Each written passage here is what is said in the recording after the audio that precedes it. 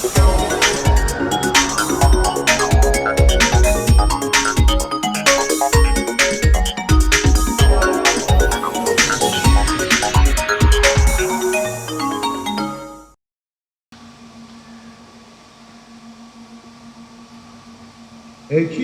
ku bintu ebitulaze nti tuli bakyamu mu ggwanga ekigambo ky'enguzi n'okutwala ebintu by'abanaku, era bangi babyogeddeko nnyo,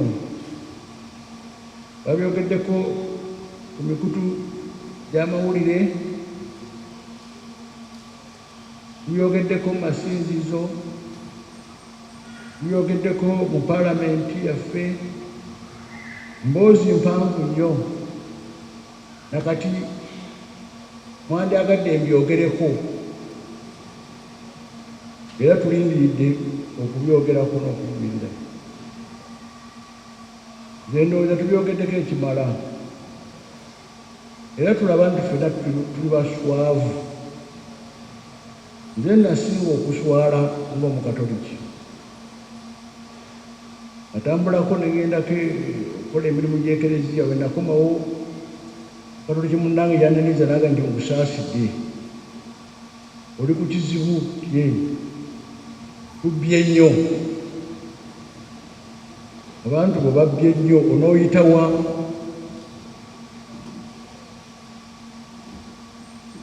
Era eŋŋamba yali Mukatoliki.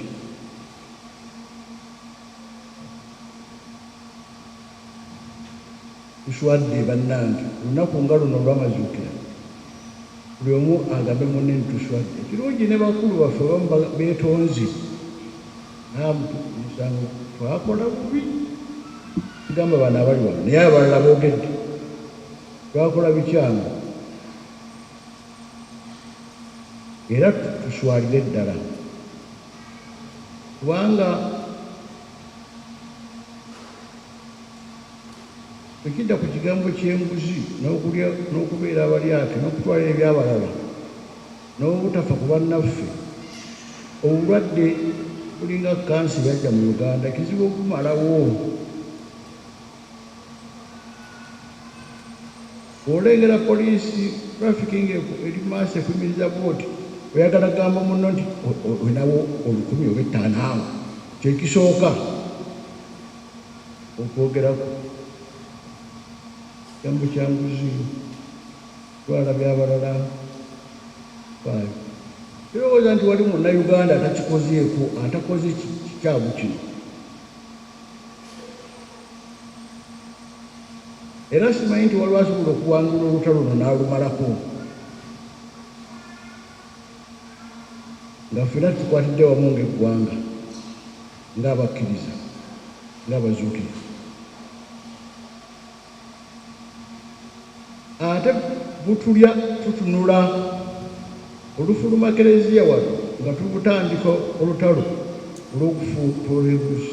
Katikkiro wa Buganda ono yatugamba nti siriimu akukwata okanodde liiso ng'engege.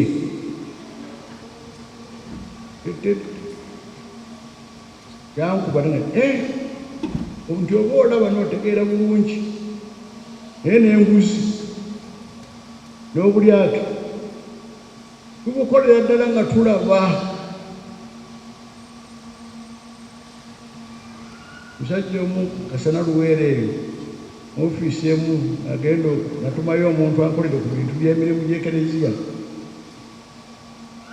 n'amugamba oyo bishopu alowooza ffe tunaalya ki? Ate nga yali akola mirimu gya gavumenti bamusasula buli mwezi. Oyo alowooza tunaalya ki? Era ndowooza naye yali Mukristo. Ekizibu ku ffenna nti buli omu asonga ku munne, pointing fingers, oyo. Kati tusabe Omukama atuyambe buli omu ye nze, kubanga ffenna olutalo, obulwadde, kansona tuli bubi. Bino ebyolese mu bbanga lino byolesa betulabako ebyabakulu biraga hakiki ali ku buli munnayuganda buli mukkiriza okuva wansi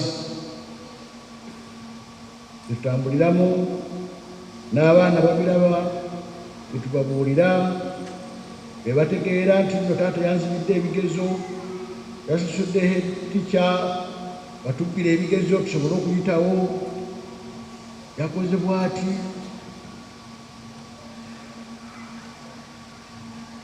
kumazuukira gano tube kutunuulira bannaffe okusinga naye ffenna buli omu yeeramule tujja kulwanyisa obulwadde buno tubuwangule tubule okubeera abazuukivu nga Kristo bwe yazuukira n'aleka byonna mu ntaana okusobola okubeera abalamu tuleme kutya Omukama ali naffe Sitaani tawangulikika olumbe olwa Sitaani omusaalaba gwaleeta Mukama waffe Yesu Kristo amaziga naye n'aguma n'atuukiriza Omukama kye yamutuma ate n'awangula Sitaani ye Kristo gwe tukkiririzaamu ffenna abali wano mwekwate tunuulire ekitangaala kya Kristo tumufune mu masaakalamentu tuwulirize ekigambo kye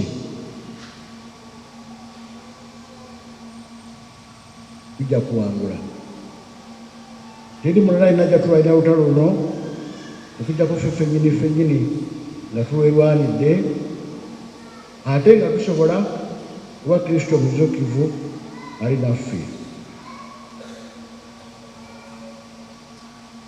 abooluganda abaagalwa Ssaabasajja Kabaka